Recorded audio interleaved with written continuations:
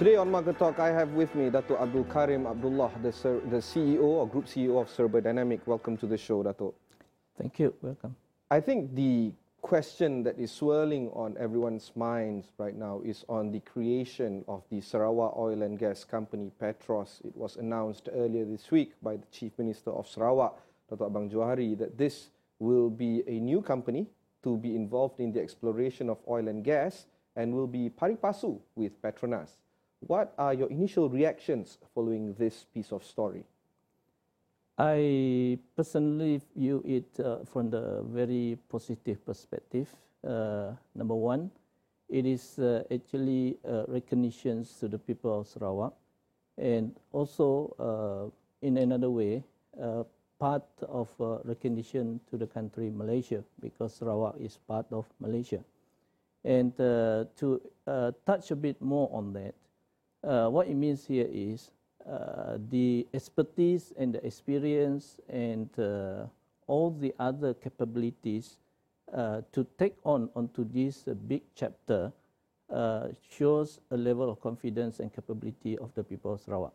Secondly, is it also will help to speed up the developments of the state Sarawak itself, hopefully from the revenue that is going to be generated and with the big intentions and ambitions of our CM to develop further the state itself.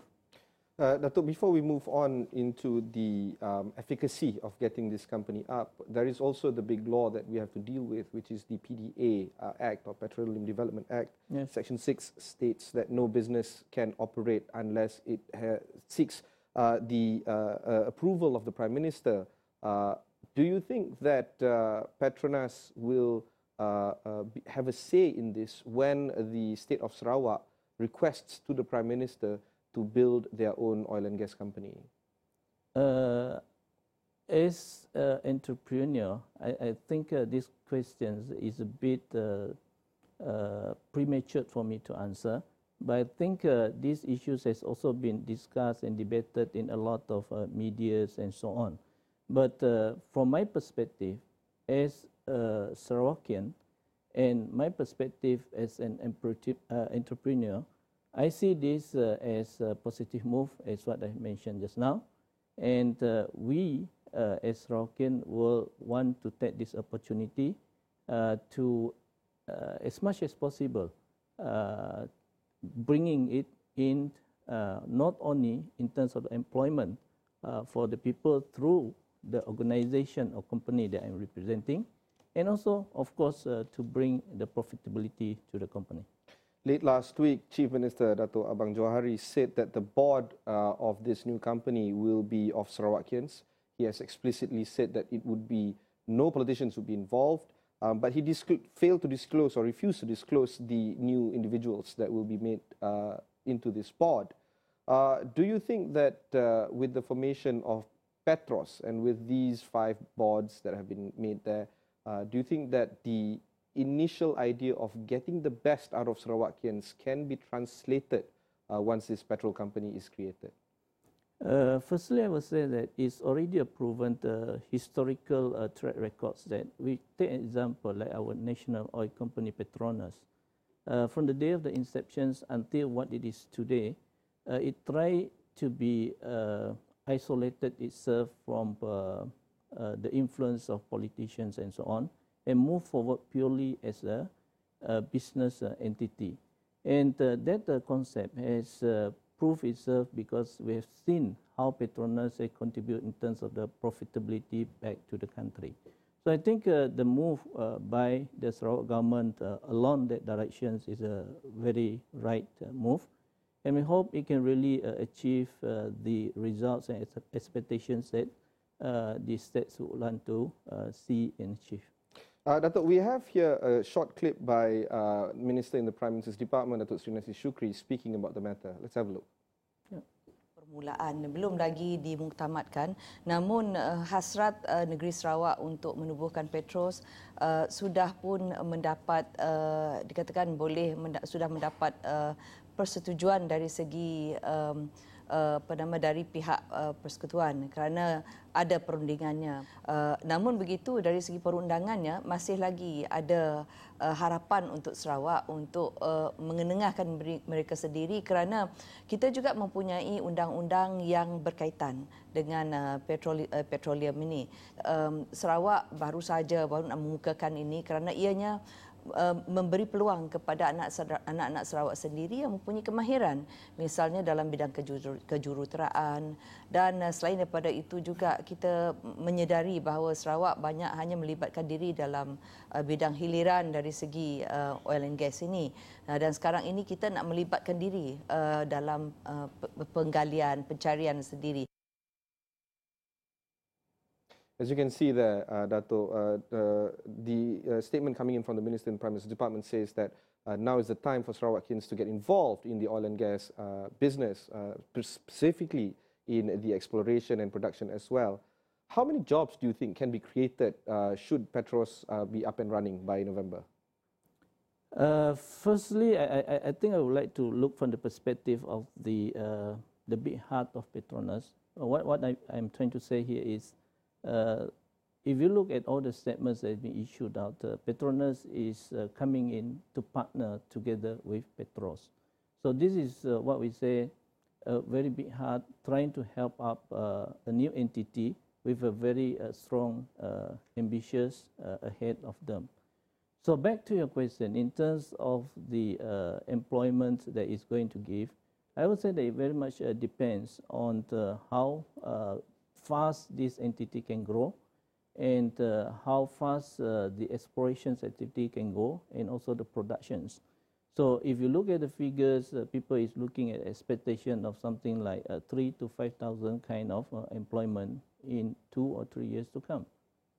Dato, being a company in the oil and gas business and of course Sarawak-based at that, and knowing that you went for IPO earlier this year, do you think that you envision Serba Dinamik to work closely with both Petros and Petronas in Sarawak? Sure. I mean, when we heard about this news, all my management and also the employees are very happy because it opens up better opportunities for us to grab the other unexpected kind of revenues and so on. Because besides our own operation internationally, our own stats is entering into what we have been doing overseas.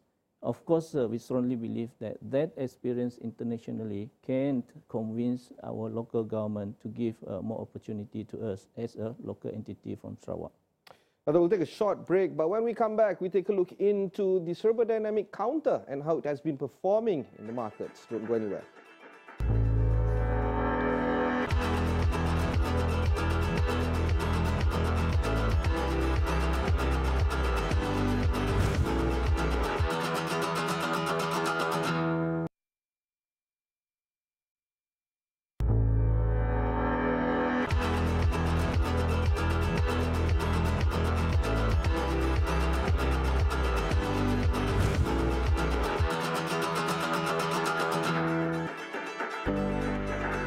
Welcome back. Today I have with me Datuk Abdul Karim Abdullah, the Serba Dinamik Group CEO.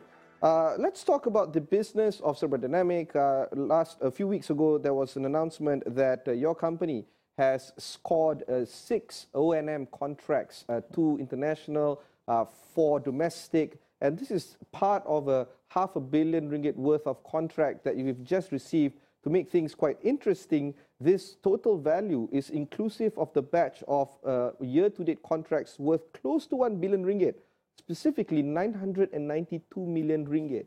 Are you bullish of the O&M business for your company? Yes, I'm confident and I'm bullish. And we have been consistently mentioning this from the day one of our listing onto the stock exchange. And I think this success of securing new contracts is another evidence of our work quality and the track records, which is being very well accepted by the clients. And we still believe that there are still lots to do. in terms of adding values to the existing scope of the contract that we have in hand. I know you're limited by saying the stock price of your company, but what I can say is that Affin Hwang Research Capital has made Affin a top mid-cap oil and gas company. In fact, Serba is the research house's top pick and said that there is a target price of RM2.40. There's a lot of expectations coming in from Serba Dinamik. Do you think that you have the guts in your company to deliver the results expected from Serba Dinamik? Firstly, I would say that it very much goes back to the market force. The reports that is being generated is based on the comparisons with the peers, and that is how that figure comes out to be. But as a entrepreneur and also as a person who is responsible to drive the company moving forward, I will say that what I am more interested in is we need to perform so that more contracts will come in. We need to put in more effort so that the forecast and the projections that we have put in terms of our planning is achievable. And once those things are produced and announced, that will build the level of confidence of the investor onto us. Speaking about new contracts that you're trying to get, of course, you're deeply entrenched in the UAE business. There's also talks that you are going bullish as well in the African markets. Could you discuss more on that front? Yeah, I mean, this is part of what we call it as our overall master plan of sustainability. Ibrahim, I mean, you very well know that different countries have their own problems. It can be economic problems, it can be political problems, and so on. So as an entrepreneur that we have grown internationally, we have seen the countries that develop and later on they are having a lot of difficulties, and it can be because of various reasons. So to maintain the company to be able to sustain and achieve those figures that we want to achieve, we have to expand our areas of territory of doing business. So we are looking at the African region or the continent as an area which we can grab quite a lot of opportunities. Sounds very interesting, Datuk. We wish you all the best, but that's all the time we have for today. I've been speaking to Datuk Karim Abdullah, Serba Dinamik Group CEO, and that wraps up this episode of Market Talk. Send us all your feedback on all our social media sites, including Facebook, Twitter, and Instagram at 5010wani. And of course, listen to this interview on your podcast. Simply search for Astro Awani wherever you get your podcasts. I'm Ibrahim Sani. Thank you for watching, and goodbye.